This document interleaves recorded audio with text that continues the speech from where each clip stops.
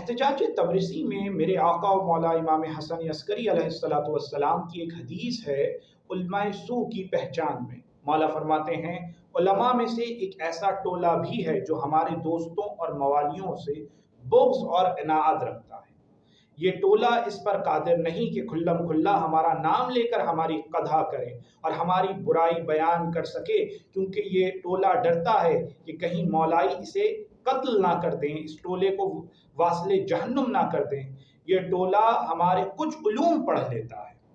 اور انہی علوم کی وجہ سے ہمارے شیعوں اور موالیوں کے نزدیک قابل توجہ بن جاتا ہے،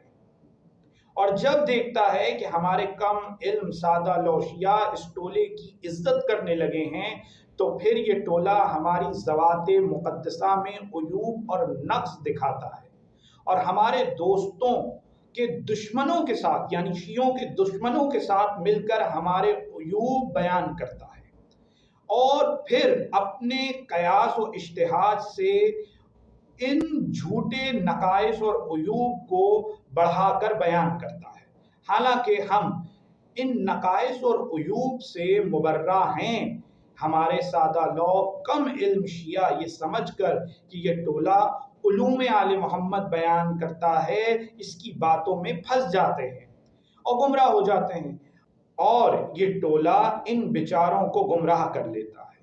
یہ ٹولہ ہمارے کم علم سادہ لو شیعوں کے لیے لشکر یزید سے زیادہ ضرر رساں ہے،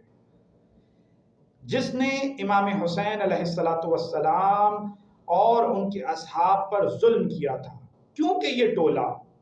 ہمارے کم علم سادہ لو شیعوں کی روح ایمان بھی سلب کر لیتا ہے، ان کا مال لوٹ کھسوٹ کرتا ہے۔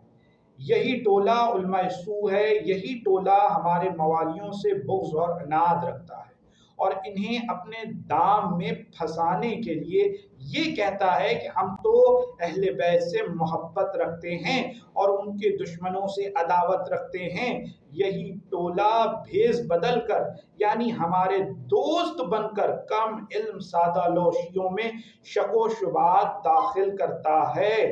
جس کے بعد وہ بیچارے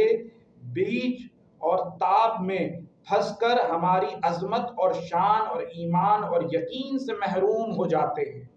اور یہی ٹولہ انہیں گمراہ کر لیتا ہے۔